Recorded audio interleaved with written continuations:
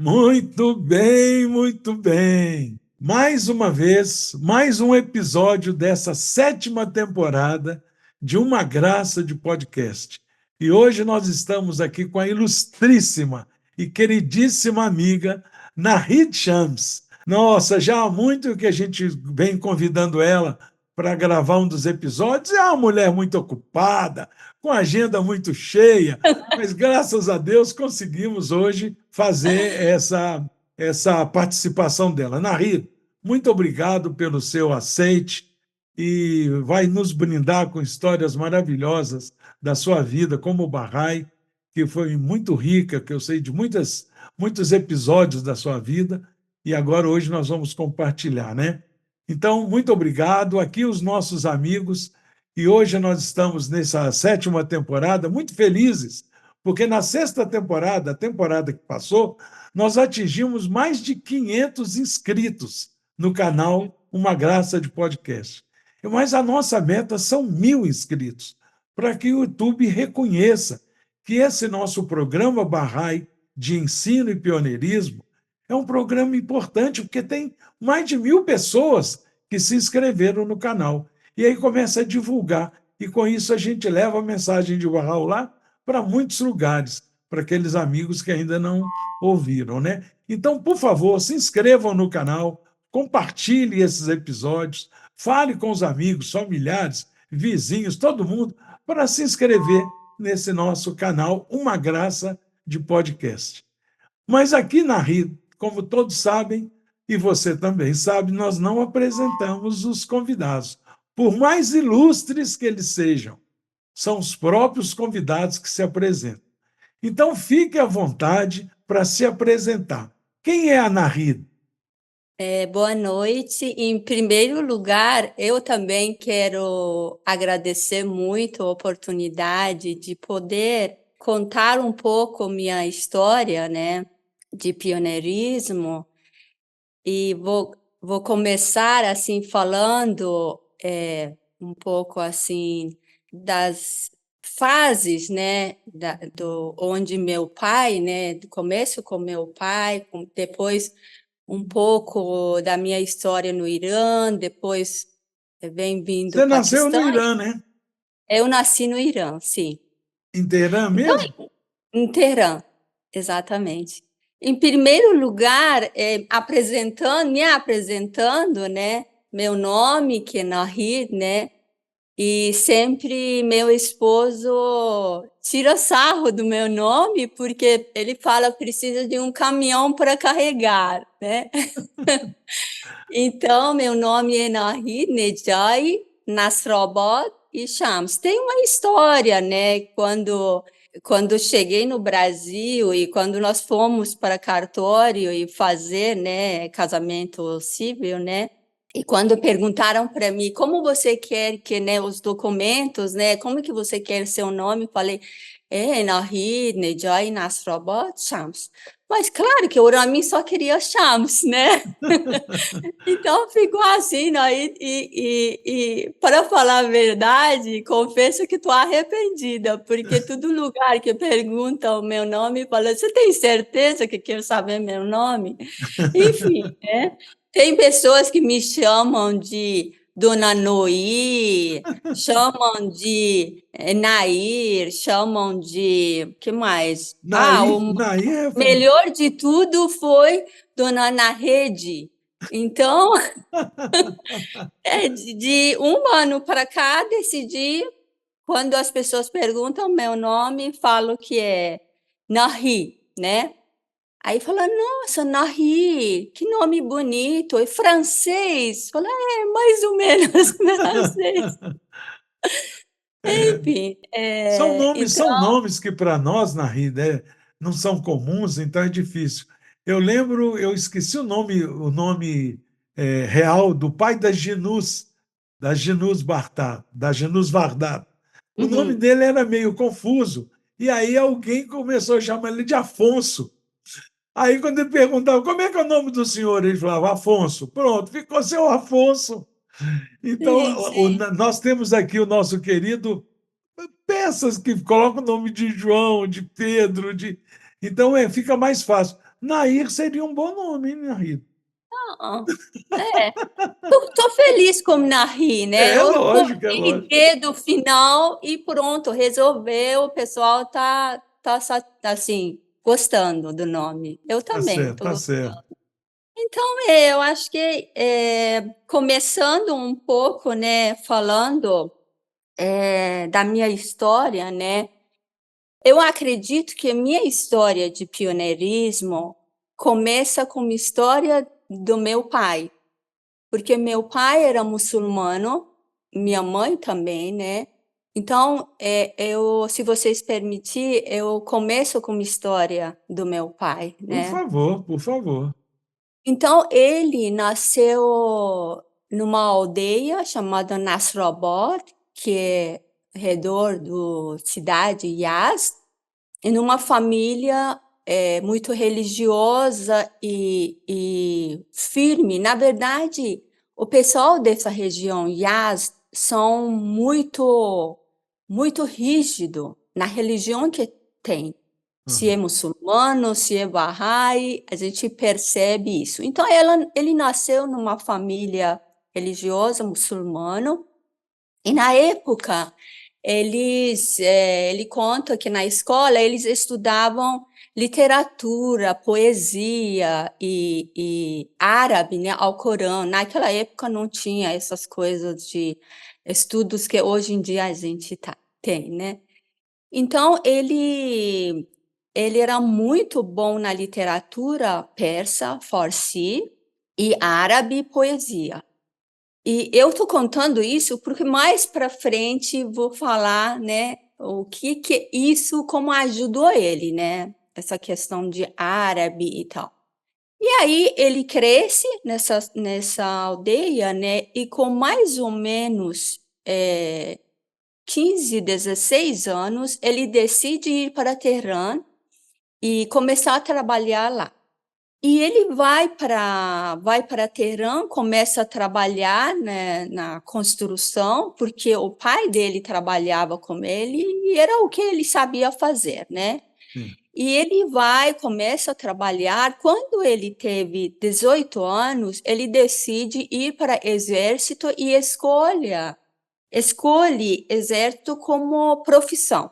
Ele vai para exército e nessa época ele era uma pessoa muito de característica, um perfil muito de liderança, Uhum. de muito, assim, tinha presença, muito coragem, corajoso, né? Uhum. Tanto que no exército chamaram ele de Babros Khan, que Babros Khan quer dizer que é senhor senhor tigre, de rei, né? Uhum. E tanto que ele tinha uma tatuagem no punho dele, Babros Khan 1299, que é data calendário lunar, né, no Irã. 1299, Babros Khan. E ele tinha muito é, é, fama, né, no meio dos exército e tal.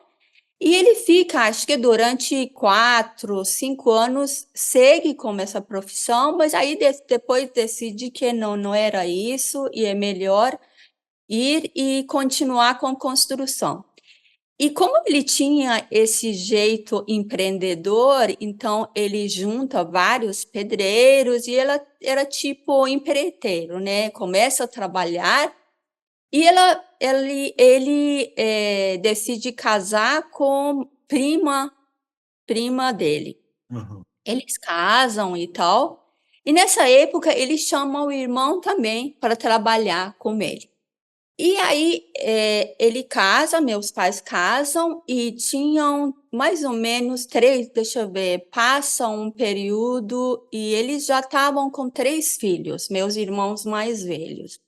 Ele era muito estudioso de ler Alcorão, né, escritos, né, é, e, e tinha essa chama, essa busca dentro dele muito forte, né? Ele não se contentava com aquilo, né? Ele buscava realmente prometido que tem no, né, que é Imam Zaman no islamismo. E aí era época de jejum muçulmanos, né, muçulmanos, que é Ramazan, e uma noite ele sonha que ele está em frente de uma mesquita e multidões entrando e falando em voz alta, né, que é nomes que ele não conhecia, que era Sayyid Ali Muhammad, Mirza Hussein Ali, falando e entrando na mesquita. No final dessa multidão, vem um senhor de turbante verde e fala para meu pai também se juntar a eles. Meu pai acorda assustado e não conhecia esses nomes e já era perto de horário de comer, né, para jejuar depois. Chama minha mãe, pede papel e caneta e conta que teve sonho e começa a escrever esses nomes. Depois de comer e tal, mais tarde, meu irmão mais velho conta que ele na época tinha 8 anos. Conta que chama meu irmão e eles vão para a casa de um amigo, colega muito assim que ele conhecia, que falava sobre uma religião, que era Senhor Faló. E ele vai lá e fala para esse senhor sobre esses nomes, se Esse ele sonho. conhecia e tal, né? Esses nomes de Sayyid Ali Muhammad, Mirza Hussein Ali. Aí ele começa a chorar e fala que eram nomes, né, do Bab e Bahá'u'lláh, e empresta alguns livros para meu pai. Você Meu já era pai, nascida nessa época, Nahid? eu não, ainda não estava, Ah, não você não era, estava nesse mundo ainda não. ainda não. Aí ele volta e ele, como ele era muito estudioso e gostava de leitura e tal, pega na fonte, né? Os livros em Farsi, árabe e Kitab-i-Khan, né? Artas, e começa a estudar. Minha mãe conta que seu pai largou tudo. Aí eu lembro, às vezes, história desses babis, né? Pais no início da fé, como eles iam a pé até Terra Santa e ficavam 3 meses, 6, às vezes 1 ano e largando família, né? Meu pai fez a mesma coisa. E minha mãe fala que ele só lia, só estudava e largou tudo, totalmente, trabalho. Ainda bem que ela conta que era época de inverno e no inverno do Irã rigoroso, de neve e frio, essa questão de construção não está muito, né? O pessoal não tem muito trabalho. Então, ele se aprofunda e começa a convidar o irmão também. E eles começam a ir para fireside, reuniões, e ele conta como eles eram perseguidos e muitas vezes chegavam em casa machucado, de tanto o pessoal na rua bater neles, né? Porque Uhum. sabia que eles vão para reuniões. E aí passa esse período e meu pai se declara e convida minha mãe e meus tios para conhecer também, tanto que minha mãe se declarou, outro meu tio e Você uma falou o tia. nome do seu pai? O nome dele é Orban Ali, É, e da sua mãe? Fatemeh. Ah, muito bem. Sem eles você não estaria aqui. Não, exatamente, por isso que estou contando a história deles. E foi assim que eles se declararam. Então, na minha família, eu tenho um tio que é lado da mãe, um tio lado do pai e uma tia que é lado do pai também. Então, o resto, tudo é muçulmano até hoje. Ah, Todos são muçulmanos. Então, você eles se teve irmãos, declararam. Nahid? Eu tenho um irmão.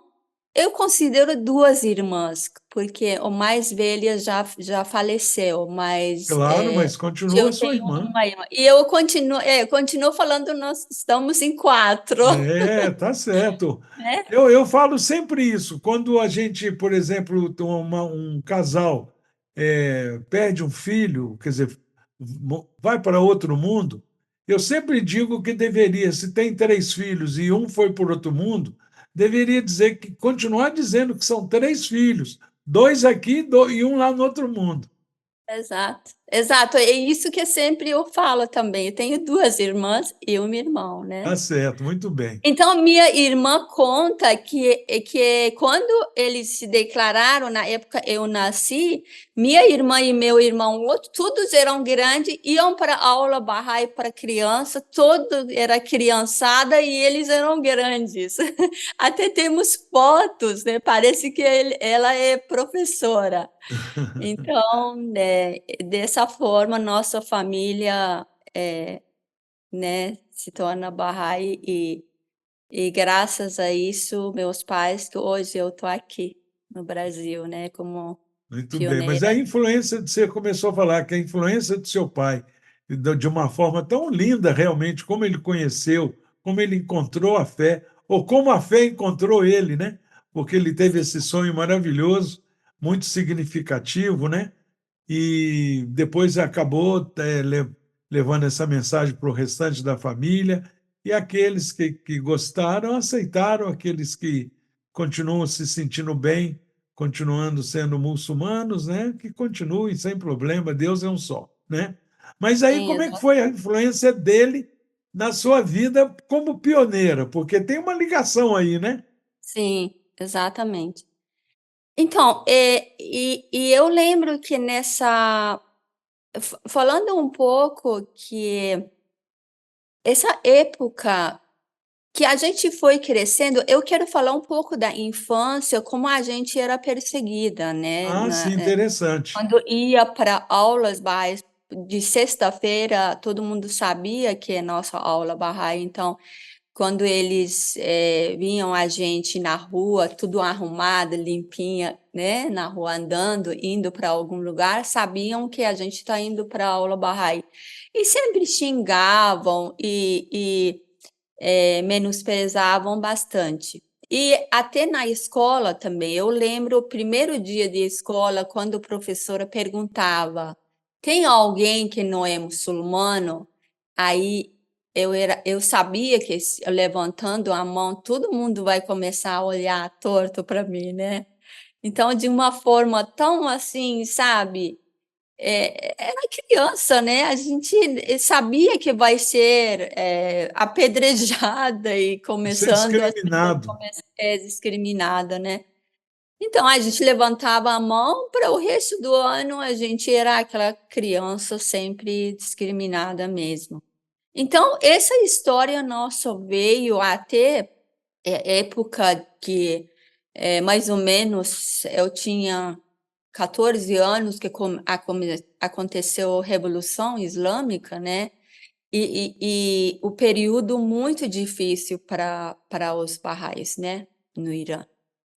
E aí eu lembro que na época até, eu lembro mais ou menos quando tinha 17 anos, nesse período de revolução, os Bahá'ís não tinham mais reuniões como antes, não tinha mais aulas para jovens, acabou tudo, né. E se tivesse alguma coisa era muito escondido, né. Aham. E eu lembro que isso aos poucos a gente, não sei, no meu caso, eu senti um afastamento, assim, sabe. Por mais que dentro de casa eu lembro, a gente acordava com orações entoadas pelos meus pais, por mais isso, a gente ficou um pouco igual aquele carvão que fica longe, né, do fogo e Do começa fogo. exatamente. E eu lembro que eu fiquei um pouco nesse período e quando eu tinha 17 anos, eu até agora o Ramin vai me matar, né, eu contando isso, mas com 17 anos eu lembro que gostava de um rapaz que era muçulmano e a gente era apaixonado, e tinha decisão de casar, de não sei o quê, e eu lembro que como família foi importante naquele momento, né, de eu não tomar aquela decisão. E eu lembro outra coisa. dois representantes de assembleia, porque com 15 anos que a gente se declara, né?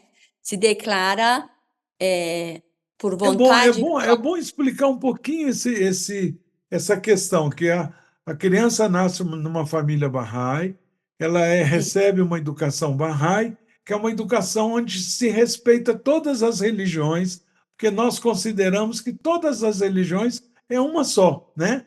Deus é um só. E aí a criança aprende sobre Jesus, sobre Mohammed, sobre Moisés, sobre Buda, sobre o Bab, Bahá'u'lláh, e aí vai crescendo. Depois eles passam a estudar em reuniões de pré-jovem.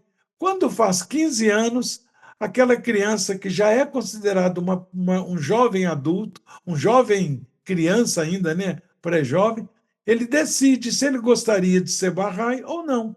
Então, essa uhum. decisão é aos 15 anos, né, que Bahá'u'lláh Isso, chama da própria idade da pessoa, maturidade, né?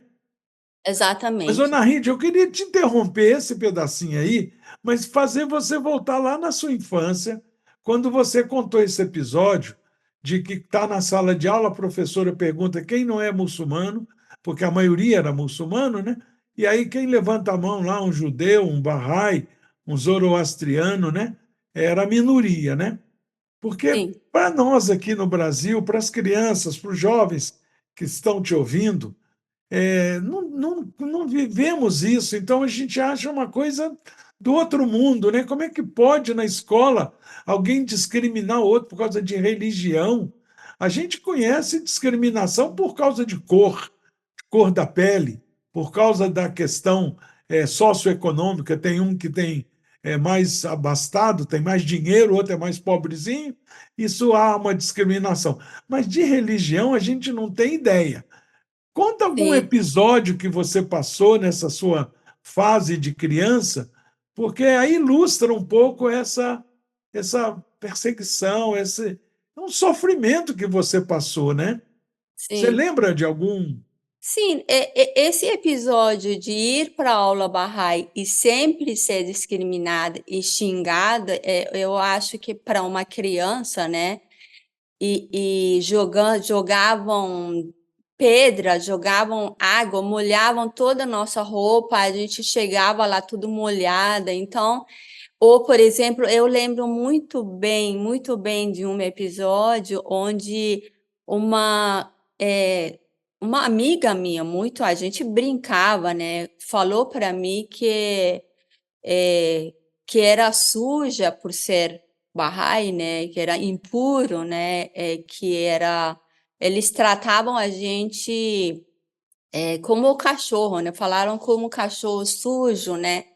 E eu lembro que meu tio, na época, eles moravam perto, em frente da nossa casa, e o pai dessa amiga veio, meu tio veio, criou uma confusão por conta dessa história de ela ter me xingado. Então, tem muitos episódios desses, né, que a gente sofreu essas discriminações, bastante. Não, tudo bem. Então aí você está jovenzinha, vai se Sim. declarar Bahá'í. Aí, jovenzinha, nesse período de que a revolução aconteceu, até nesse período de declaração, eu fiquei um pouco, não tinha reuniões, não tinha nada, meio apagada, realmente. E aí, quando eu não me declarei com 15 anos, confesso que eu fiquei bem afastada, né, nessa época.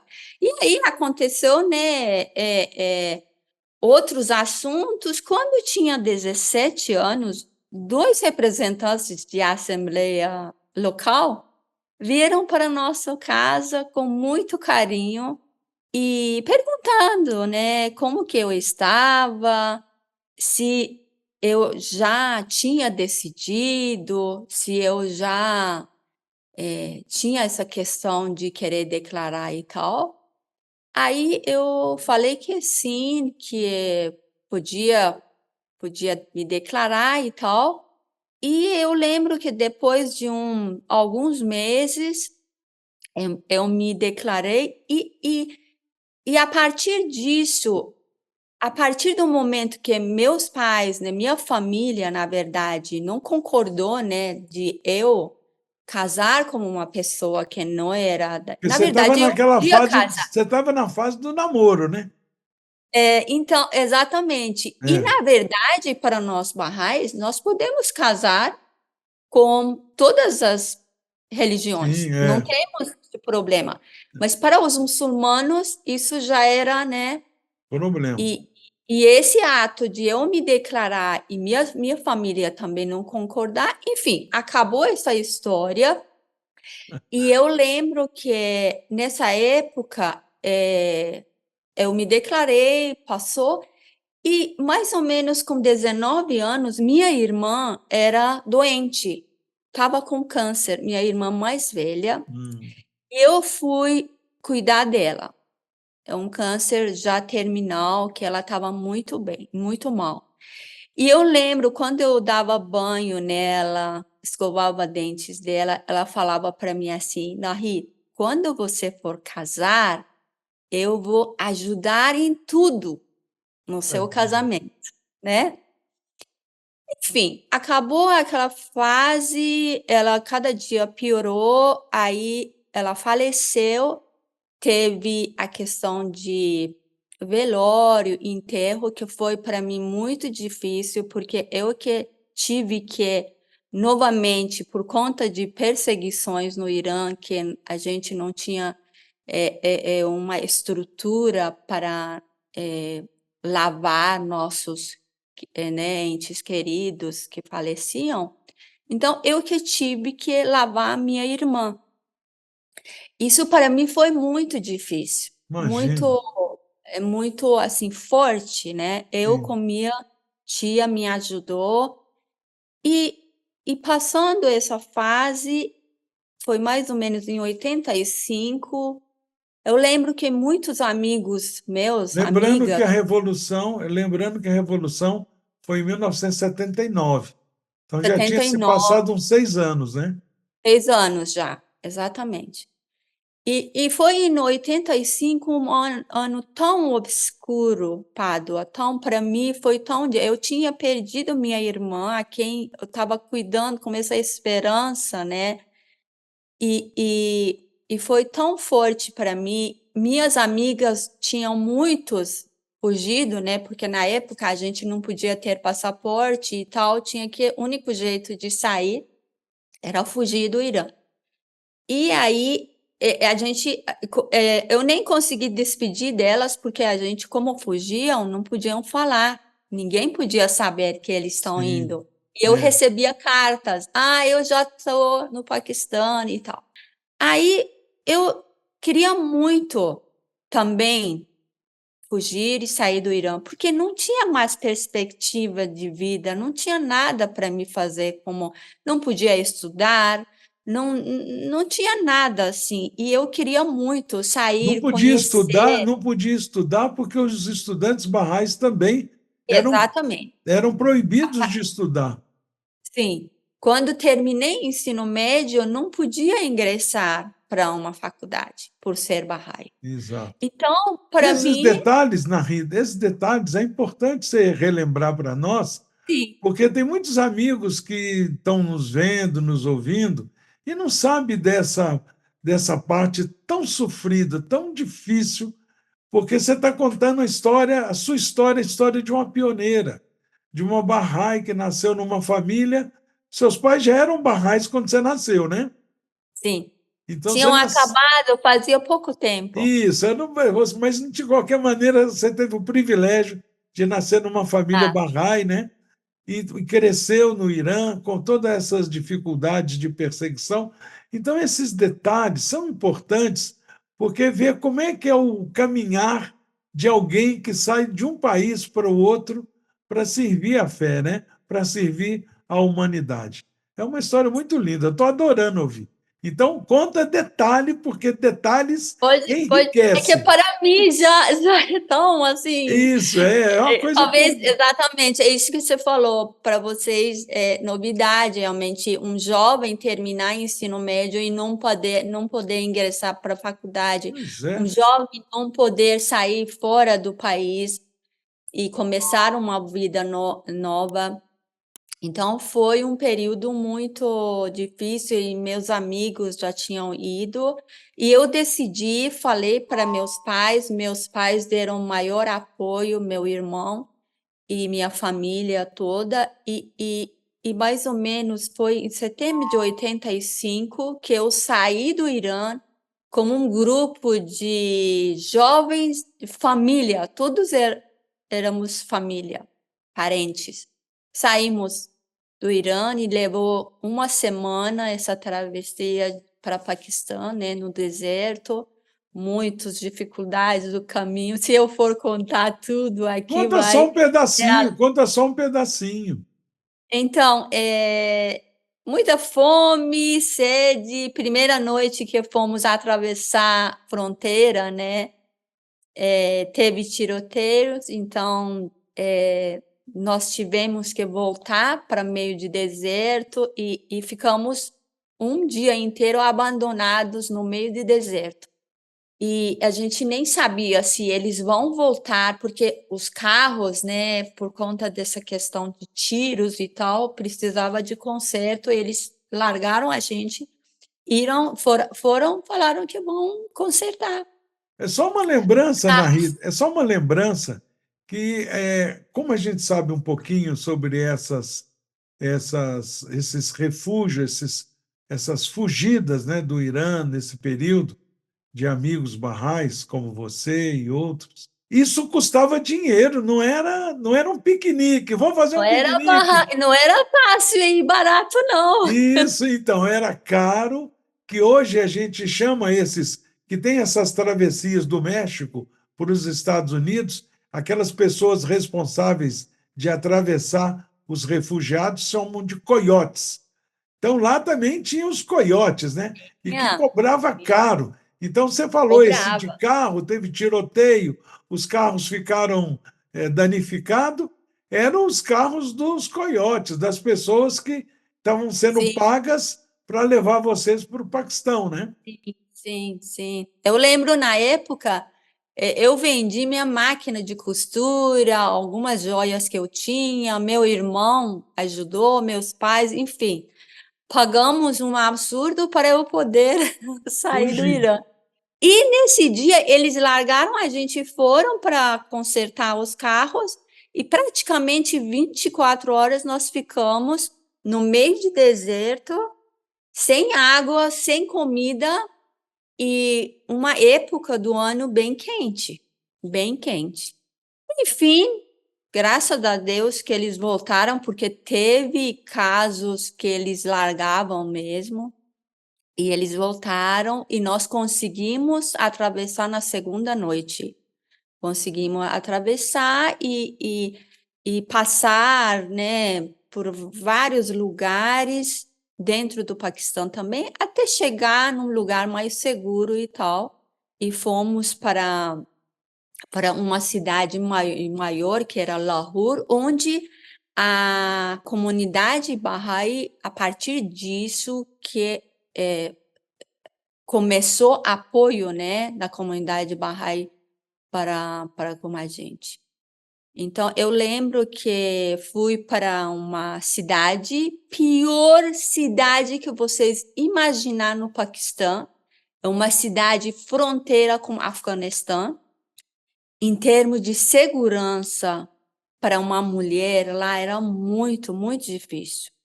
E a gente chegou no Peshawar, né? Cidade chama Peshawar. E lembrando que quando eu cheguei, a primeira entrevista que tive com o ONU, né? Eu falei das perseguições, que, por exemplo, meu pai foi cortado a aposentadoria dele, meu irmão foi mandado embora do trabalho, e a gente, sabe, guardas entraram na nossa casa, levaram os livros.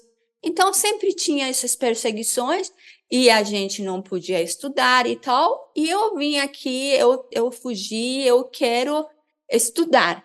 Então, essa questão de estudar, eu não podia falar. Eu tinha que mostrar mais que minha vida era em perigo. Quando Hum. eu falei de estudos, já a ONU me recusou, não aceitou mais como refugiado no Paquistão. Agora, eu estou contando isso porque olha como que são as coisas na vida. De um lado, não me aceitou como refugiado, de outro lado, meu certificado Bahá'í não chegava do Irã. Porque, como eu disse, foi um período que a gente não tinha reuniões, então a pessoa que ficou responsável de mandar meu certificado nem tinha visto, nem me conhecia. Então tinha essa dúvida, né? Pegou meus documentos, botou na gaveta da casa dela e ficou esquecido lá. E eu lembro que meu irmão, minha irmã tentavam, buscavam o que estava acontecendo, porque todas as pessoas chegavam no Paquistão e Só você fugiu nesse só eu, período? da minha Seu, família só. só. Esses parentes, nós fugimos juntos. E todos eles chegou certificado, foram aceitos pela ONU, eu não fui. Tudo errado na minha vida lá, naquele período. Uhum.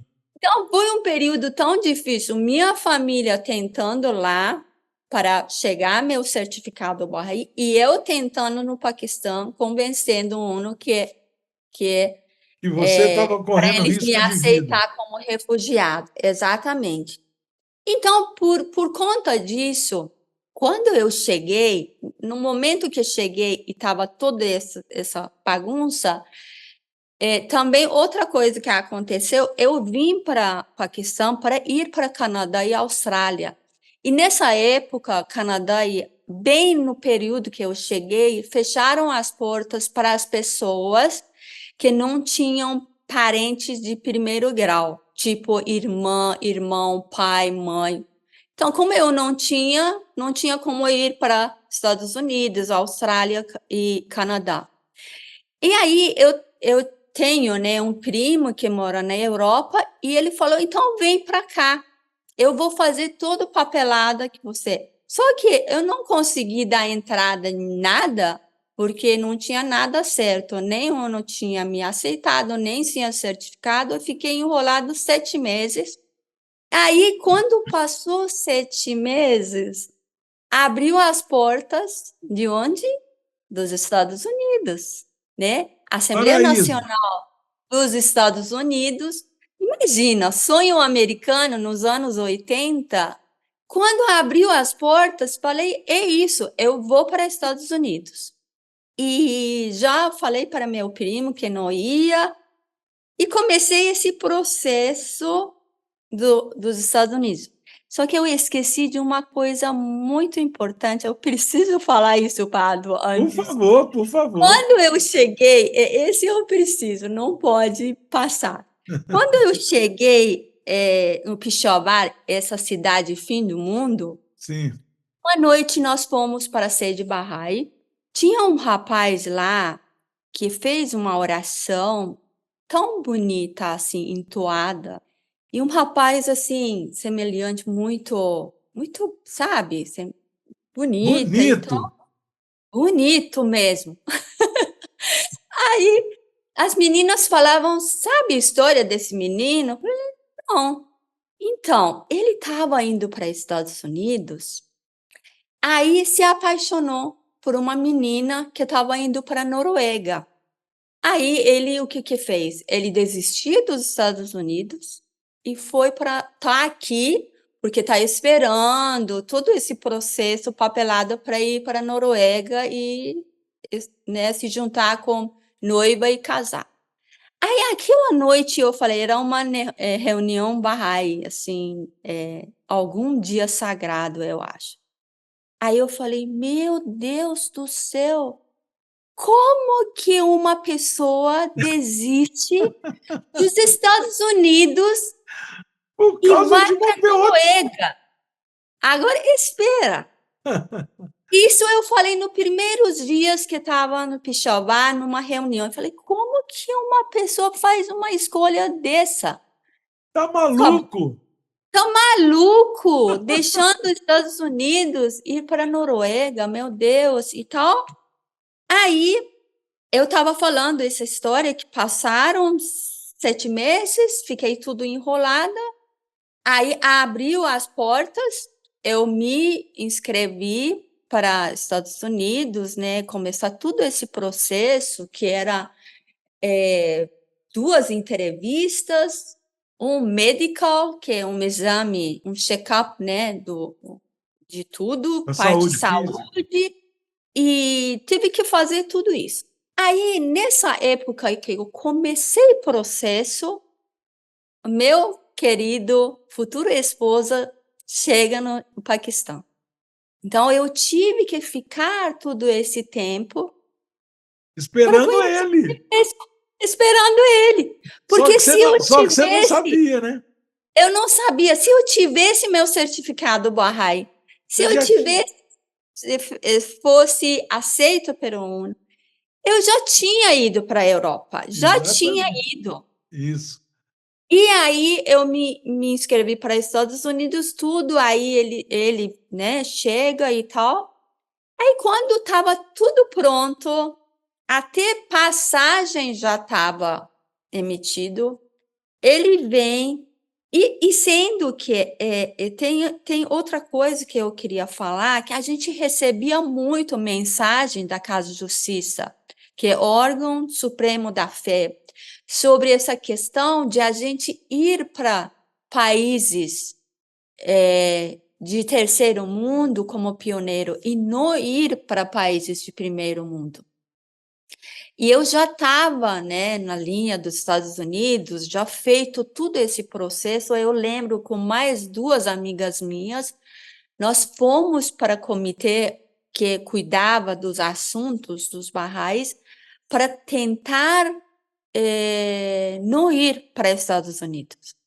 E eles não aceitaram, falaram que não pode, porque existe um relacionamento entre comunidade Bahá'í e governos, né? Eles gastam um tempo, né, dinheiro, tudo isso para a gente poder ir. Agora que já está tudo certo, você tem que ir, não tem como. Aí falamos, tá bom, então. E outra coisa, que você é uma menina sozinha ir para um lugar, por exemplo, eu lembro que na época era Brasil, que eles incentivavam, convidavam, né, a gente. E você, como uma menina sozinha assim, não é tão recomendável. Enfim, passou esse período e quando estava tudo pronto, o Ramin vem e faz pedido de casamento, né, para mim. E foi um momento muito, no mesmo tempo, difícil de decidir. Eu acredito que jovem, né, jovem tem uma energia, uma coragem de se arriscar, sabe? E eu Eu sei, eu percebi já fui jovem. então você sabe como que jovem. Aí eu olhei assim, falei, tá, eu queria ir como pioneira para Brasil, sozinho não podia. E agora conheço um moço, um rapaz tão bom, né, também, que também está indo, também deixou a Austrália para ir para Brasil como pioneiro. Então, é hora. Eu acho que demorei 24 horas para dar sim. Ele não deve ter dormido, né? Então, aí nós decidimos, né? Eu decidi, na verdade, vir com ele para o Brasil.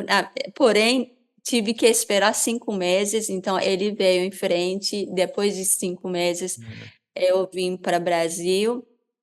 E Mas você contou a história daquele rapaz que deixou de ir para os Estados Unidos para ir para a Noruega. Então a sua vida foi muito semelhante, agora, né? tá vendo como que é a vida? Pois é, que coisa, né? Eu desisti dos Estados Unidos com passagem na mão para vir para o Brasil E afinal, como seus pioneiro. papéis chegaram? Quais? Os papéis que estavam no Quais Irã, papéis? os papéis de sua declaração, como Bahá'í, Sim, refugiada. sim. Exatamente. Depois de com 7 meses, eu consegui, né, certificado com muito trabalho da minha família no Irã, e eu também a parte do aceitação, né, de Nações Unidas como consegui como refugiada, eles me aceitaram com a ajuda de uma família que trabalhava no escritório deles, enfim, eu consegui. E aí foi onde eu comecei esse processo para Estados Unidos, né? Olha, Decidi.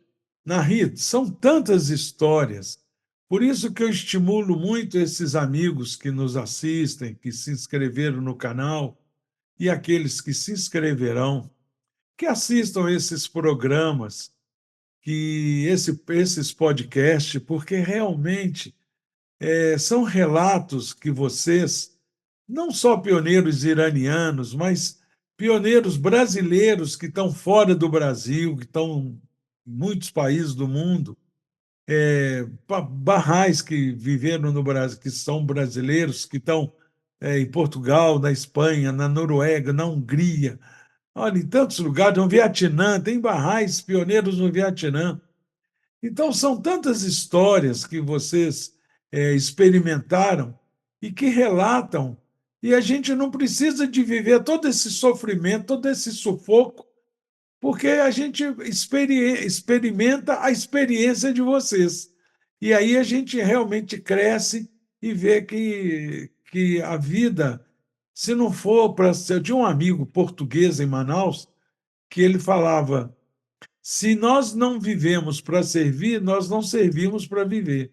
Porque realmente a servitude é o maior grau que alguém pode alcançar, né? Servir o outro. E aí essas histórias todas não tem nada de coincidência, é como se Deus já tivesse preparado todo o seu caminho. Você está achando que você vai casar com aquele rapaz que você era apaixonada? Nada. Isso é paixonite de juventude. E tem um Sim. outro rapaz para você que você vai constituir família com ele, E vai ser lembra, e lembra da minha irmã? Da minha exato, irmã? exato, A mão dela estava o tempo todo nesse processo. Estava exato. me Então, ajudando no meu casamento. pois é, pois é. Então, nada acontece por um acaso, né? Nenhuma folha não cai de uma árvore se não for pela vontade de Deus. Então, a gente tem só que tentar se alfabetizar na espiritualização nossa, porque são tantos sinais que Deus nos dá durante a nossa vida. Quantas vezes a gente reza para que Deus faça o que for melhor? A gente nunca deve rezar pedindo alguma coisa, porque Deus é muito misericordioso, ele pode atender o nosso pedido e o nosso pedido não ser aquilo que é melhor para nós, né? Então, se a gente pede que seja feita a vontade dele e que a gente entenda qual é essa vontade, a gente vai ser mais feliz, né? Então, eu acho que essas experiências, esses caminhos que vocês trilham para chegar na meta de pioneiro é uma coisa maravilhosa. Mas aí, pronto, o seu queridíssimo marido, Ramin Shams, vem para o Brasil. 5 meses depois, você desembarca no Brasil. E aí? Sim. Aí eu cheguei no Brasil, fiquei 1 mês no Centro Educacional Bahá'í, né, Sultaniye, fiquei 1 mês lá. E depois ele já tinha ido para Londrina, já tinha se estabelecido lá, já estava trabalhando, tinha alugado uma casinha para a gente e uma família Vocês já vieram maravilhosa. casados, você já veio casada com ele, Não, né? nós noivamos no Paquistão, ele veio para cá e quando eu cheguei, depois de 2 meses, 1 mês eu estava no Sultaniye e o outro mês eu fui para Londrina, estava lá para a gente preparar a parte, né, de casamento e tal. Cartório, Quem etc. realmente deu muito apoio foi uma família lá, queridos irmãos nossos, eu considero como irmãos. E então nós casamos, tivemos nossos queridos filhos em Londrina, e realmente lá para a gente foi como uma faculdade, um É uma período de aprendizagem em Londrina, né? A gente, muitas dificuldades, língua totalmente diferente, porque na época que a gente chegou, a gente sabia inglês, mas português nada, nenhuma palavra sequer. Então, a língua de um lado, parte financeira do outro, longe de família, costume, comida, tudo costumes, comida, diferente. essas, realmente, e tendo filhos, nossos filhos, né, eram pequenininhos, então tudo muito, foi um período difícil, Olha, mas de muito, eu conto uma história, desculpa te interromper. Eu conto uma história inventada, naturalmente, né? Mas que para jovens, né? Que eu falo assim, olha, quando vocês morrerem, vocês vão chegar no céu e lá vai ser a triagem. Para onde é que vocês vão? Qual é o setor do céu que foi? Porque o inferno não existe, né? Mas qual setor? Porque tem setor do céu que não é tão bom quanto o outro. E tem setor no céu que é muito bom. Então vai depender do que vocês fizeram aqui nesse mundo. Então, quando chegou no céu, quando for fazer a triagem, vai analisar a vida suas inteirinha, tudo que vocês fizeram. Quando chegar numa parte de uma pergunta do questionário, que é um questionário enorme, que vai perguntar assim: o que você fez para a humanidade? Se vocês disserem, eu fui pioneiro, vai ter um lugar muito especial no céu. Principalmente se for pioneiro estrangeiro num outro país. Porque isso que você falou, para mim, vocês, iranianos, não tanto os americanos ou os irlandeses, os escoceses, os ingleses, porque a língua inglesa e a portuguesa são línguas que são meio semelhantes, a escrita é igual, mas árabe, farsi, né, japonês.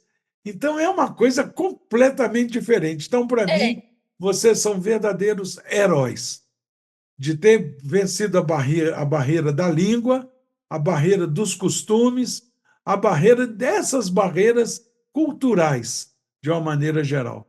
Realmente é demais. E nesse período que vocês chegaram, chegaram mais 200 pioneiros foi, iranianos, jovens como vocês, né?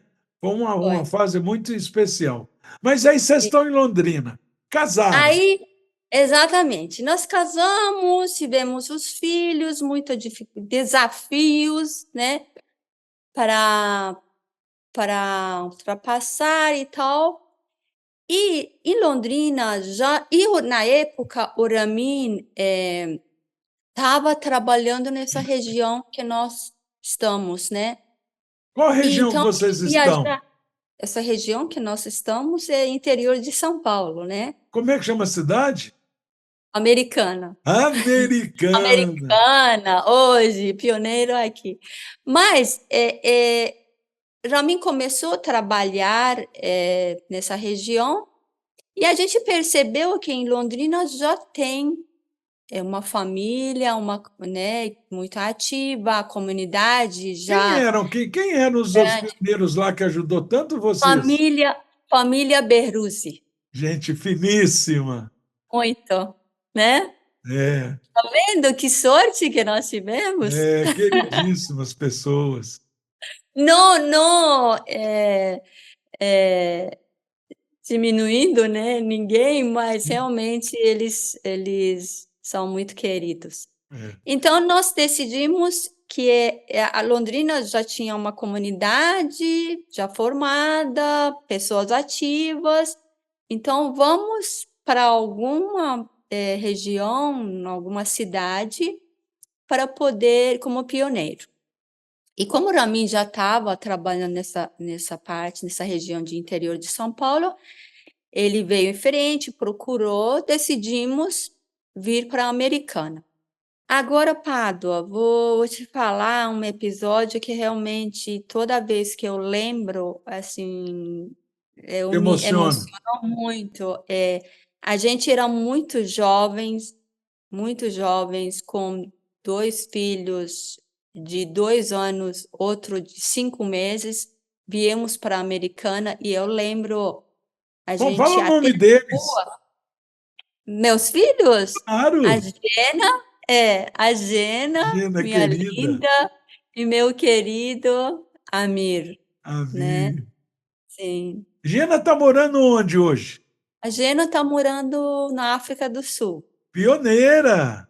Pioneira, exatamente. E E o Amir mora no Brasil mesmo, em São Paulo. isso, Meus queridos filhos, né? Uma bênção. isso. Então, quando nós chegamos em Londrina, um dia eu lembro exatamente na rua que a gente estava, olhei para Ramin e falei, Ramin, já imaginou? Aqui nessa cidade, ninguém ouviu falar de Bahá'u'lláh? E nós estamos aqui pela primeira vez trazendo o nome de Bahá'u'lláh. É um desafio e tanto, né? Uma responsabilidade gigantesca, né? Mas E foi a isso na Rita, se a gente pensasse que éramos nós que íamos fazer. Mas os anjos e tantas almas nos ajudam, né? E a gente se torna veículo, né? exatamente. E nós fomos veículos desde, né, do que a gente estava no Irã, depois viemos para o Paquistão e chegamos aqui no Brasil e em Americana. Então, nós começamos, né? Começou a questão de ir para jornal, ter fireside em casa. Eu lembro, a gente tinha loja no centro, a mim ensinava, né, o pessoal das lojas que fez amizade. E começamos aos poucos, a gente convidava Luiz Henrique para dar palestras, e começamos aos poucos ensinando, e foi um período muito desafiante, no mesmo tempo gratificante. Nós aprendemos muito, fizemos muitas coisas erradas. Eu lembro que várias, né? Tivemos primeiro a Assembleia Local, com o tempo desapareceu, aí tivemos outro, mas foi assim. Hoje, quando eu e Ramin ver que a comunidade, temos uma comunidade linda em Americana. E hoje a gente olha, vai para uma reunião na sede Bahá'í e olha que só os nativos Bahá'í estão lá em frente fazendo as coisas e fazer acontecer as coisas. E a gente está, né, eu e Ramin sempre por trás, lógico, sempre dando apoio, mas eles que estão à frente de tudo. Então, isso é muito, muito, muito bonito de ver, né? É muito gratificante. Eu digo, por mais que foi, né, teve desafios e dificuldades, mas valeu muito, muito a pena. Eu acho que não tem erro, sabe, Nahid? Eu acho que as atividades de vocês, de todos os pioneiros, o coração qual é o primeiro conselho que Bahá'u'lláh nos dá? Possui um coração puro, bondoso, radiante. Eu acho que isso os pioneiros têm, né? E todos aqueles que têm essas características não erra, não tem erro. Como você disse, somos veículos. Então, se tiver algum erro, não somos nós. A gente só é veículo, é quem está nos guiando que errou. Mas não é erro. Como o Guardião coloca, nós vivemos em crises e vitórias. Então, às Exato, vezes, precisa de ter crise para que haja vitória. Precisa de ter provações para que haja realmente bênçãos. Abdu'l-Bahá não fala que se não fosse a doença, como é que a gente ia valorizar a saúde? A gente só valoriza a saúde porque sabe o que é doença. A gente só, no período do jejum, que a gente jejua desde o nascer do sol até o pôr do sol, sem nem comer nenhum alimento, nem tomar água, esse período de aproximadamente 12 horas, nossa, como a gente, principalmente nós ocidentais, que não tínhamos o hábito de jejuar, como os orientais, né? A gente valoriza demais a comida e a água. Meu Deus, não tem coisa mais preciosa do que aquele copo d'água depois, quando nós vamos disselar o jejum, quando a gente vai quebrar o jejum. Agora, se a gente toma 2 copos d'água, já não é a mesma coisa. Se a gente toma 3, a gente nem aguenta tomar mais. E se oferece o quarto, eu acho que eu até passo mal se eu for tomar 4 copos d'água. Então, quer dizer, a mesma água que nos beneficia, a mesma água que a gente se deleita tomando ela, um copo, depois de 12 horas sem beber água, é maravilhosa, mas depois muita, muita. Então é a mesma coisa.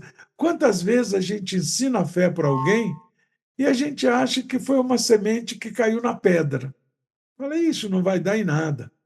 Anos depois, aquela pessoa, outro dia mesmo, uma amiga de Indaiatuba, nessa 7ª temporada de Uma Graça de Podcast, relatou um fato maravilhoso. Conheceu uma família de amigos deles em Indaiatuba, conheceu a fé, e aí falaram da fé, aquela família, aquele casal começou a participar de atividade Bahá'í. A esposa do casal é médica. E ela foi colega de Farideh Rabbani, no Ceará, quando eram jovens estudantes. Ela falou, nossa, eu conheci a Fé Bahá'í, eu acho a Fé Bahá'í maravilhosa. Eu tive uma amiga aqui, estudou comigo na época, era Bahá'í. Quem é? Farideh. Olha como é que é, quantos anos? 30, 40 anos. Não pode falar quantos anos, não, senão a gente revela a idade da Farideh aqui. E Farideh é novinha, ela é jovem, de ontem. Então, quer dizer, olha como é que é a história. Então, por isso que nós, barrais, temos que realmente ensinar da melhor e mais poderosa maneira que tem, que é através do exemplo. O exemplo é a força maior para ensinar os ensinamentos de Bahá'u'lláh. Porque as pessoas não vão lembrar do que a gente falou, não, mas vão lembrar do que a gente fez. E do que a Exato. gente fez, se a gente fez bem feito, fez com amor, fez com alegria, fez com pureza, essas pessoas não vão esquecer. E lá na frente, se Deus quiser, escolhe elas para também aceitar o seu mensageiro de Deus, né? Mas e aí? Sim. Vocês estão agora em Americana. E aí? Então, Mas você falou começou dessa dificuldade na rede. Elegeu a Assembleia Local, que é aqueles foi. 9 barrais que administra a comunidade, mas aí depois teve dificuldade de reunir, aí depois a Assembleia não Aí funcionava. foi feito mais ensinos, tivemos novos membros, tivemos, né, pessoas muito comprometidas. E eu lembro também que sempre comecei a convidar amiguinhos dos meninos desde pequeno. A Gena tinha 4, a Mir tinha 3 anos, e começamos aulas. Eu mesmo nunca tinha dado aula Bahá'í para crianças, mas comecei a dar aulas. E aí comecei a chamar os amiguinhos deles, as crianças da comunidade, e sempre eles tiveram as aulas até 15, 16 anos, onde começou o processo de instituto, livros para pré-jovens, né? Todo esse processo que hoje nós temos, né, na comunidade Bahá'í, desde criança, pré-jovens e adultos. Então, eles tiveram tudo né, essa educação Bahá'í, mas, novamente, quando tiveram 15 anos, com toda a liberdade, próprio eles que decidiram, né, essa questão de se declarar Bahá'í ou não, né. Mas, ensino sempre continuou, e eu lembro que, mais ou menos, foi, o que eu, lembro muito, assim, desse período, as pessoas que ingressaram, né, entraram na fé. Eu lembro uma vez, a gente estava em frente da sede Bahá'í, um casal chegou e e o, marido, né, falou que ele já tinha participado de uma palestra na sede, uns anos atrás, e tinha gostado muito. Aí nós falamos que hoje temos festas 19 dias e tal. Aí eles estavam com roupa de trabalho, eles falaram que: "A gente pode participar?" Aí falamos: "Podem". Aí eles falaram: "Então a gente só vai rapidinho para casa, se trocar, tomar um banho e voltar". E foi isso que eles fizeram. Depois de 15 minutos, estavam lá na sede Bahá'í com filhos e começaram. A gente percebia uma sede assim, sabe? De espiritualidade, de palavras. E aí, logo depois, eu lembro que era jejum. E eles falaram que queriam fazer o jejum. Ainda não eram Bahá'ís. E fizeram jejum. E no final do período de jejum e tal, eu lembro que eles se declararam um casal assim fantástico assim de servitude, de trabalhar para fé, sabe? Para mim foi assim maravilhoso assim aquele declaração deles. Isso foi mais ou menos no início de 2000. E depois os anos foram passando e eu comecei como um grupo de Bahá'ís no bairro onde nós temos, assim, é nosso foco, né, de vizinhança. Nós começamos a trabalhar com crianças e pré-jovens. Na época eram 60, 70 crianças e pré-jovens. Que maravilha. Começamos esse trabalho e foi indo, aos poucos foi diminuindo, enfim, ficou um grupo de pré-jovens que eram, né, adolescentes de 13 anos, 13, 14 anos, que eu administrava essas aulas para eles. E aí eu vou contar um episódio muito engraçado que aconteceu. Foi um período que, para mim, no mesmo tempo que eu ganhava energia nessa atividade, ia para lá, tinha muitos desafios também.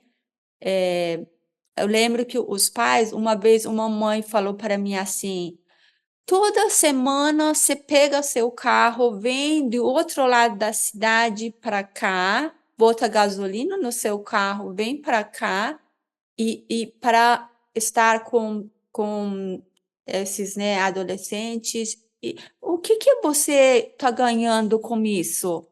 Porque é muito estranho você vir daqui e dando essas aulas, né? Então, eu percebi que esses pais começaram a desconfiar de mim, né? Aham. E aí eu falei que realmente era um trabalho social, né? Um braço, né, da comunidade Bahá'í, que a gente tinha essas aulas de educação para jovens aprender, servir, né, seu meio e tal, melhorar e depois, né, eh eh servir sua comunidade e tal. E era isso, meu objetivo era isso. E eu lembro que esse dia, voltando para casa, eu chorei muito, pedindo para Bahá'u'lláh que me dá força de eu não desistir, de eu continuar, né. E eu ia toda semana, e um dia eu lembro, foi muito engraçado esse episódio que vou te contar para todos vocês. Cheguei lá, a gente era em 5 pré-jovens. Os 4 estavam as casas aqui no Brasil, como vocês, né, conhecem, grades, né, portão, aí depois tem um portãozinho, geralmente, o corredor que vai para, né, casa, para o resto da casa e tal. Aí nós chegamos, esses pré-jovens 4 estavam no quintal, no primeiro portão que estava aberto, eu cheguei, e o menino que era porque a gente fazia as aulas na casa desse menino. O menino estava atrás daquele portãozinho e trancado e falou para mim assim: "Olha, minha avó foi para centro, algum lugar, e tá trancado e eu tô aqui em casa, o portãozinho tá trancado", realmente estava trancado, "e não tem como a gente fazer aula hoje". E E eu percebi essa senhora é a que falou com você? não, não, é Não, outro, outro. outra, mãe de um outro pré-jovem. Certo. Aí, ele falou que estava atrás do portãozinho trancado e que ele não podia sair para eles ter aula. Aí eu falei assim: "Mas você quer procurar a chave em casa, ver, às vezes deve estar em algum lugar". Aí ele falou: "Não, eu já olhei, não tá". Aí naquele dia, naquele momento eu percebi que eles, os pré-jovens, queriam que eu fosse embora para eles poder jogar videogame, brincar. Aí eu falei: "Tá bom, então vamos fazer o seguinte, eu e esses 4 que a gente estava, né, aqui, tinha umas cadeiras, a gente senta esse lado do portãozinho e você fica no outro lado do portãozinho, a gente faz a aula". Aí ele falou assim: "Ai, não dá, como que a gente vai fazer isso?". Eu falei: "Não dá, não tem problema, você pega uma cadeirinha, senta ao outro lado do portãozinho, a gente fica aqui e tá tudo bem". Ai, Aí, essa hora ele falou assim: "Ai, não sei, será que minha avó deixou chave, pode ser que colocou na cozinha, atrás de não sei o quê".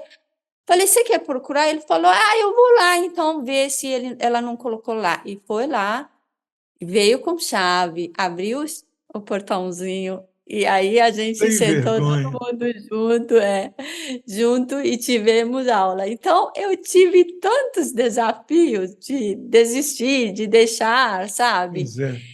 e fomos levando. Até que esse grupo, no final, ficou só 2 pré-jovens, ficaram só 2. E desses 2, quando terminou todos os livros de pré-jovens, e eu falei: "Tá, agora eu vou começar com eles o livros de instituto, né, livro Livro 1, 1. vamos seguindo".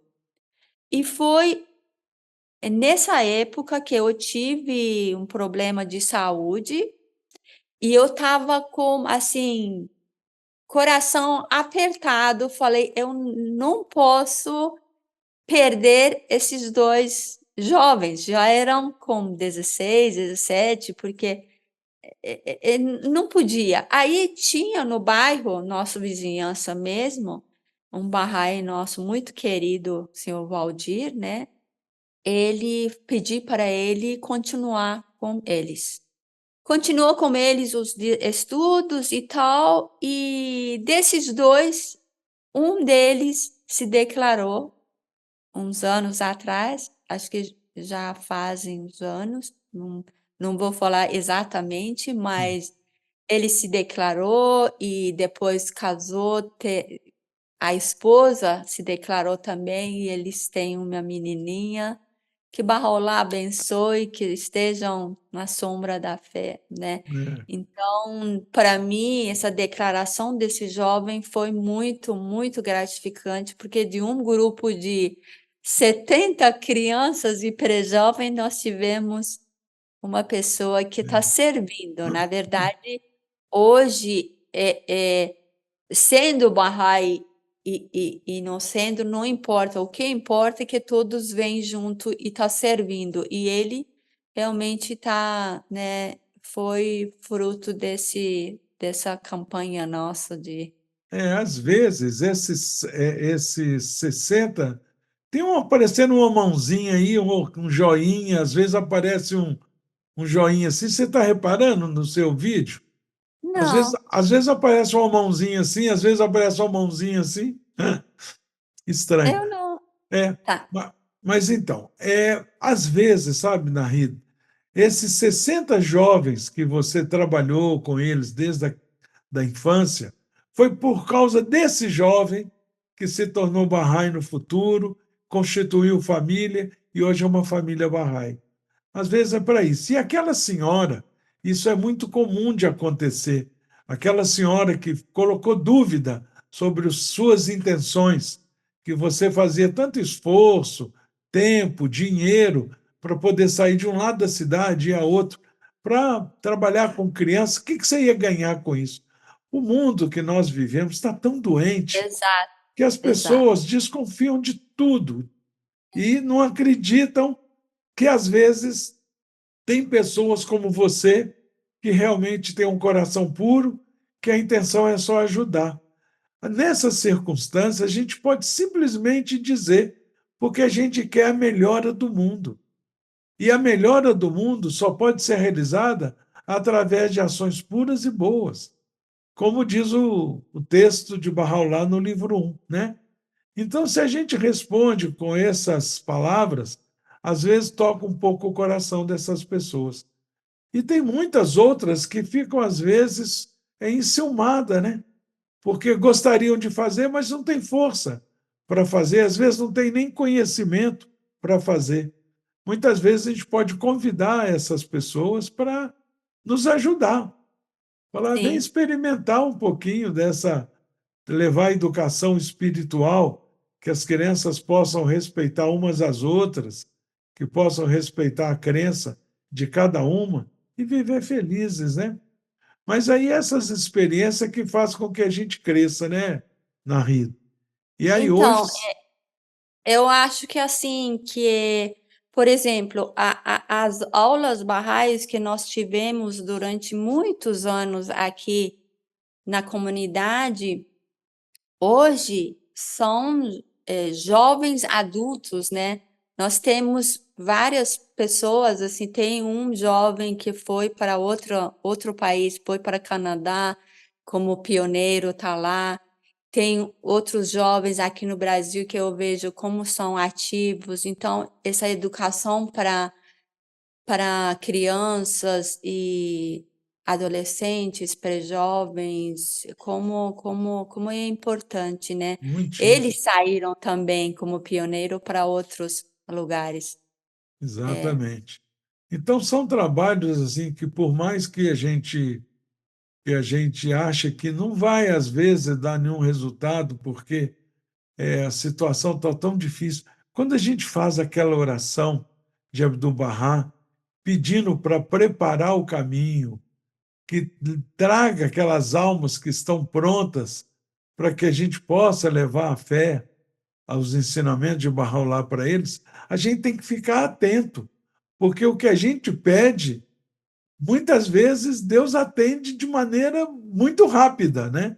E a gente, às vezes, pensa, tem essa uma história aqui em Mojimirim, muito impactante, né?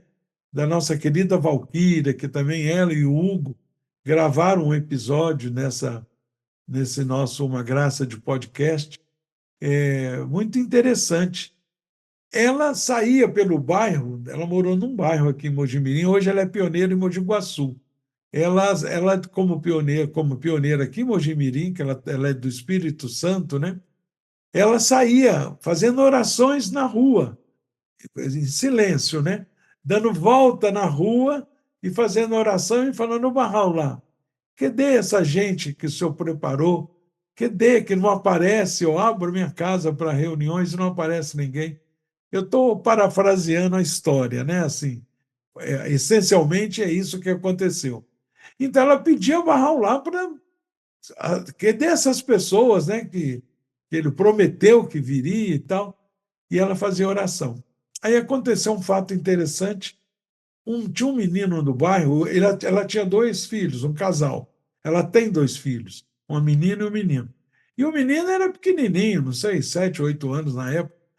E tinha um menino no bairro, e criança nessa idade tem muitos amiguinhos na rua, né?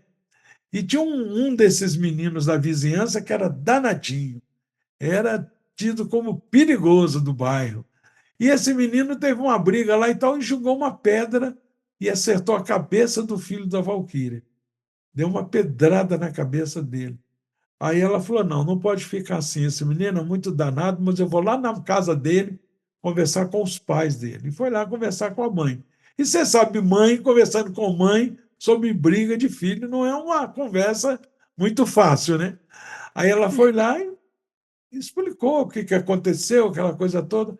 Resumindo a história, esse menino acabou entrando numa aula Bahá'í para criança, que a Valquíria era professora. Esse menino se tornou, cresceu. Eu não lembro se ele se tornou Bahá'í, mas ele se tornou aquele que atrai os outros, porque ele mudou tanto a conduta dele, ficou tão assim, bonzinho o menino, respeitador e tal. e realmente muitos jovens foram atraídos para as reuniões barrais daquela vizinhança por causa desse menino. Olha qual o caminho que foi destinado por Deus. Quer dizer, começou tudo com uma pedrada na cabeça do filho da Valquíria. Ela não estava rezando, pedindo barral lá para mandar, mandou através de uma pedrada. Então, às vezes, os caminhos que Deus escolhe são realmente tão diversos, tão, às vezes, para nós estranhos, que a gente tem que prestar muita atenção, né? Mas, Sim, Nahid, essa sua experiência, essa sua vida aí de pioneira de tantos anos, quer dizer, de 85 já vão quase 40 anos, né? Praticamente sim. 40 anos como pioneira no Brasil, né? Já é uma senhora pioneira, cheia de experiência, né? Qual das experiências assim que você lembra, além dessas que você já contou, que você poderia compartilhar com a gente? Para que outros amigos, que às vezes alguém se levanta como pioneiro e pensa que a vida de pioneiro é um mar de rosas, e não é, né? Às vezes a Sim. vida é muito sacrifício, é muita dificuldade, tem noites que a gente chora bastante, às vezes pensa até que Deus nos abandonou, e passa por provas, por dificuldades, por tribulações, que a gente fala, puxa vida, por que isso está acontecendo comigo? Eu sou tão bonzinho e Deus está fazendo isso comigo. A gente não entende, às vezes, né? Por que está acontecendo. Você lembra de algumas dessas experiências? Então, experiências assim eu acho que tudo esse processo de ensino e todo esse período foi um período de eu acho que para qualquer pessoa que for decidir, né, ir como pioneiro para algum lugar, dentro do país ou fora do país, eu acho que o que é muito importante a gente ter certeza e fé que todas essas não gosto de dar falar dificuldades, mas desafios que a gente tem nesse caminho, nós precisamos persistir, persistir e persistir, e ter fé e confiança que não estamos sozinhos, que Bahá'u'lláh, que Abdu'l-Bahá estão com a gente. Como você disse, quando se a gente fazer com pureza de motivo, se a gente, pensar que é como um meio para levar palavras de Bahá'u'lláh para os outros, e se colocar nessa posição de veículo mesmo, e confiar, e ter paciência, muita paciência e persistir.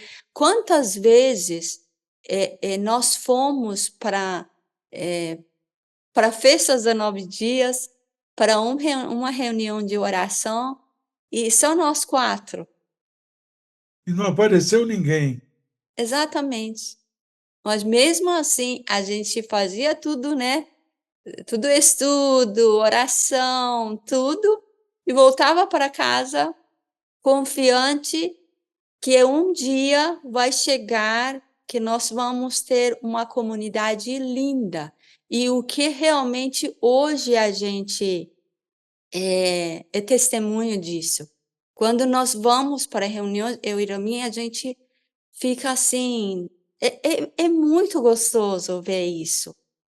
Só os Mas não foi de nativos um dia para a entendem. noite, né, Nahid? Não foi, não foi. São 33 anos aqui em Americana, então é importante essa confiança. Então, quantas vezes nós tivemos, né, situações assim, mas a gente era confiante que vai chegar um dia, e esse dia chegou. Quando eu vou para comemorações de dias sagrados e tal, a gente vê como é lindo ver.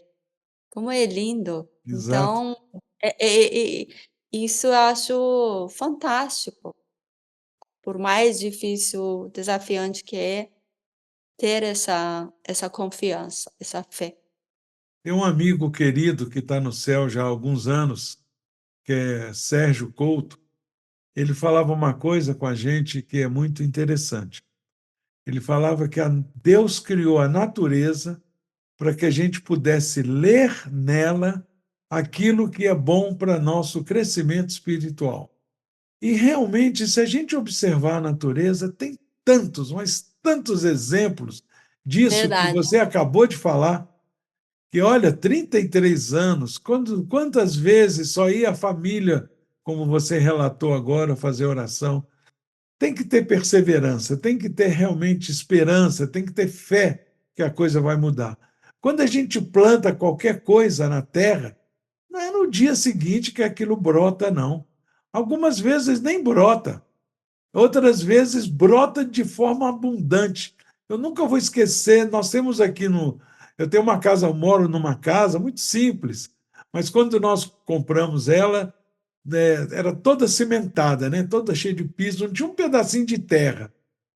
Aí nós pedimos um pedreiro para tirar um pedaço do canto do muro, 30 centímetros de largura, numa distância, numa medida de 5 metros, fizemos um canteiro. A gente só planta comida ali. Tem Oropronobis, tem Que outras delícia! plantas ali. Que legal! E aí nós plantamos uma vez aquele tomatinho cereja.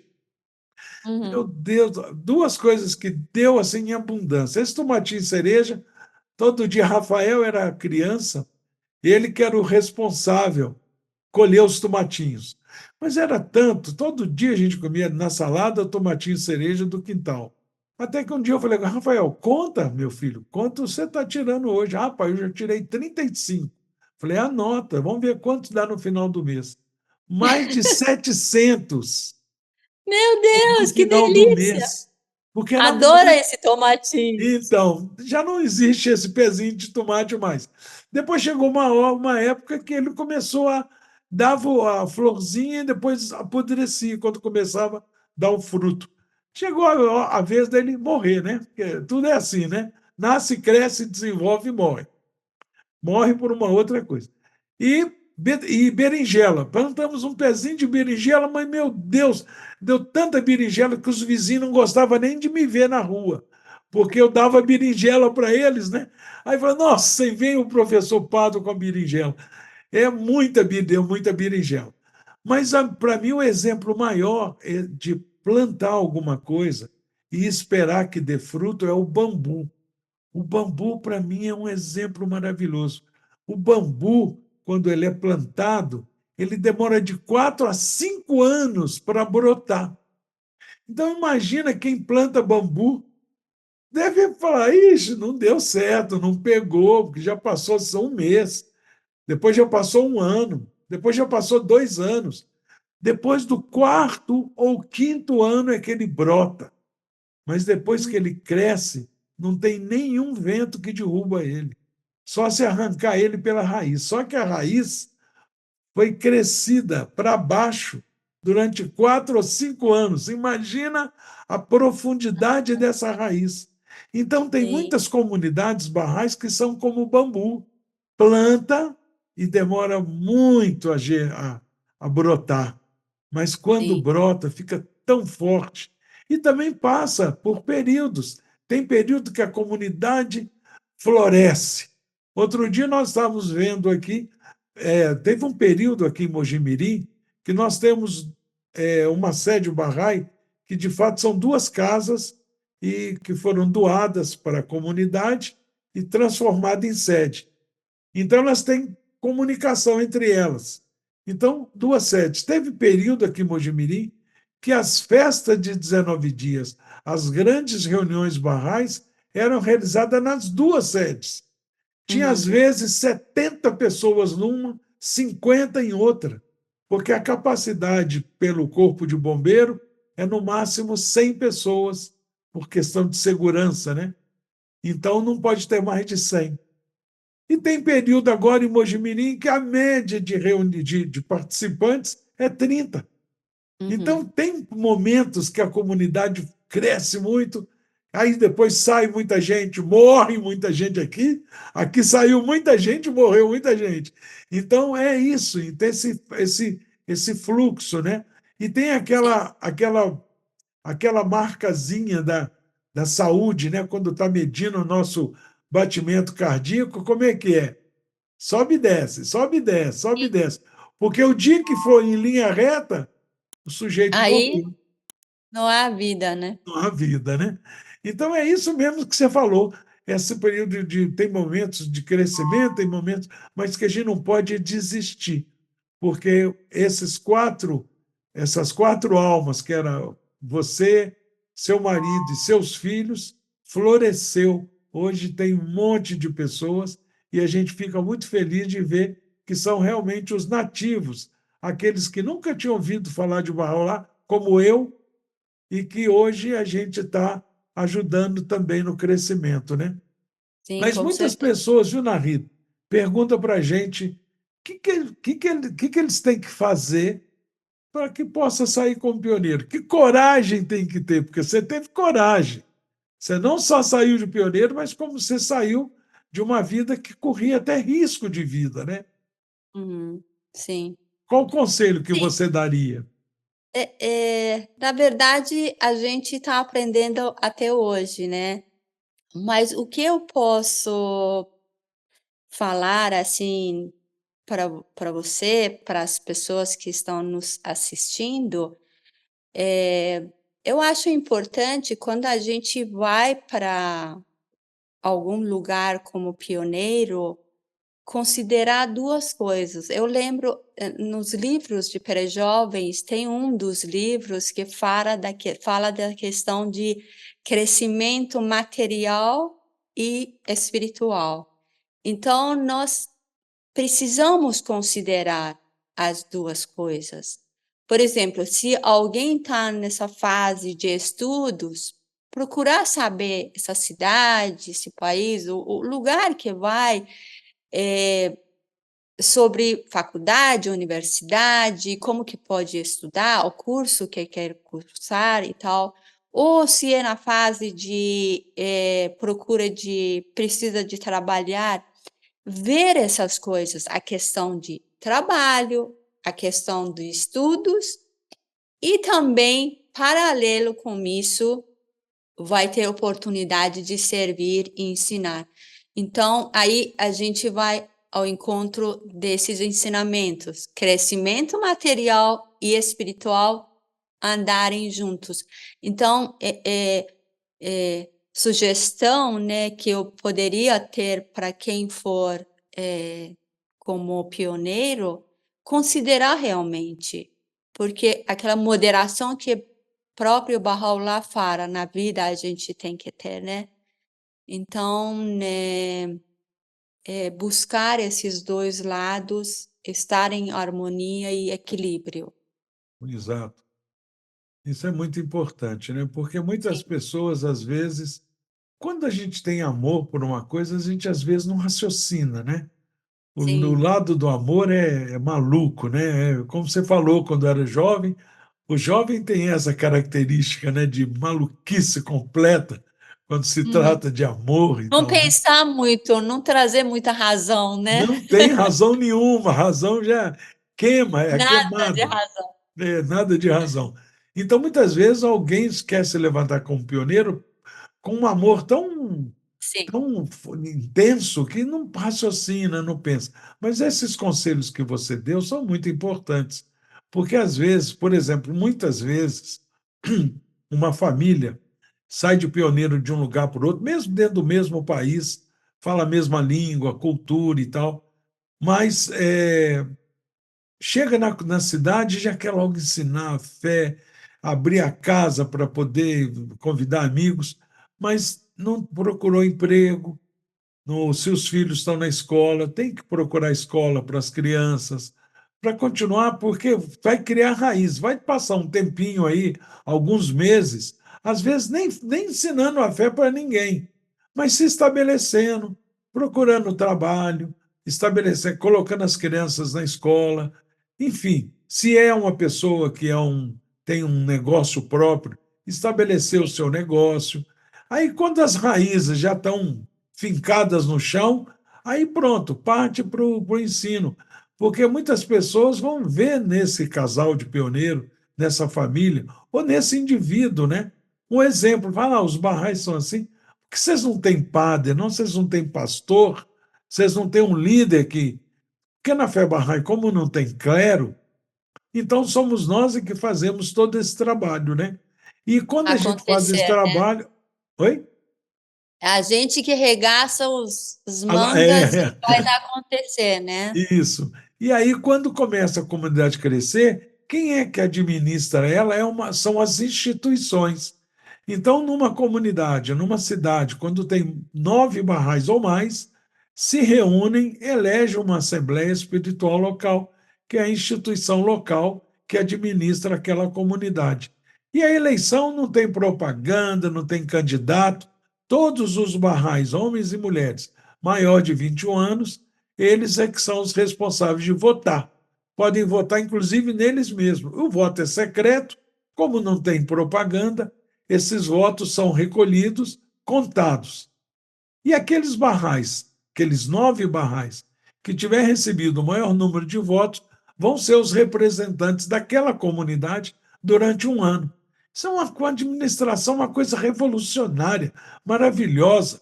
Imagina eleição sem candidato, onde todos são candidatos, eleição sem propaganda. Ninguém gasta dinheiro fazendo propaganda. É uma coisa assim, maravilhosa. E aí, essa Assembleia, a vigência dela é de um ano. No ano seguinte, nova eleição. Então, assim é administrada, né, a comunidade Bahá'í. Então, quando o pioneiro chega na cidade, ele tem que se estabelecer como qualquer lugar, como qualquer pessoa que muda de um lugar para o outro. E muitas vezes eu não estou com vontade de sair da minha cidade para ir para outra, não. Mas o trabalho que eu faço, a empresa quis me transferir para uma outra cidade. Aí eu me transfiro, vou eu, minha esposa, minha família, meus filhos, e mudamos para outra cidade. Se lá eu continuo ensinando a fé, continuo querendo ajudar no crescimento da comunidade, a Casa Universal de Justiça diz que eu também sou pioneiro. Pioneiro é todo aquele barraio que sai de um lugar para o outro e continua ensinando a fé. Então, hoje tem até a categoria de pioneiro de curta duração, né? Aquele família ou aquele indivíduo que sai de uma cidade, vai para outra, fica lá um ano, dois, e depois volta. Tem pioneiro de vizinhança, sai de uma vizinhança, de um bairro da cidade e muda para outro, né? Uma cidade como São Paulo, Rio de Janeiro, Belo Horizonte, são cidades tão grandes que, às vezes, mudando de um bairro para o outro é mais do que de uma cidade para outra, né? A distância e tudo mais. Mas Sim, então os conselhos são esses, né? Você sim. gostaria de compartilhar mais algumas coisas, Narri? Acredito que é isso. Eu É, né? acredito que falamos de muitas coisas, né? Maravilhoso. Aventuras, falamos Muito de bem, bastante muito coisa. bem. Mas aqui, como nós começamos, no início, nós não te apresentamos. Você que se apresentou, falou um pouco de você, mas para despedir também nós não despedimos. Quem despede é o convidado ou a convidada. A única coisa que a gente lembra aos amigos é que, por favor, se inscrevam no canal, compartilhe esses episódios, peça aos amigos, familiares, todo mundo para se inscrever também, para que possa ajudar o crescimento desse canal, né? Então, Nahid, querido, mais uma vez, muito obrigado. Eu recebi agora aqui um lembretezinho aqui, mas nós já falamos sobre esse assunto que você estava falando do período do namoro, né? E como é que foi? Foi maravilhoso assim, as coisas de Deus, né? Então, você é que se despede. Nós só agradecemos mais uma vez o seu aceite e que realmente abrilhantou esse nosso programa, uma graça de podcast, com a sua participação. Então, Eu que agradeço mais uma vez, né? E um abraço grande a todos. Beijo. E a gente se vê. muito obrigado, querido. Tchau, queridos. Tchau, obrigado.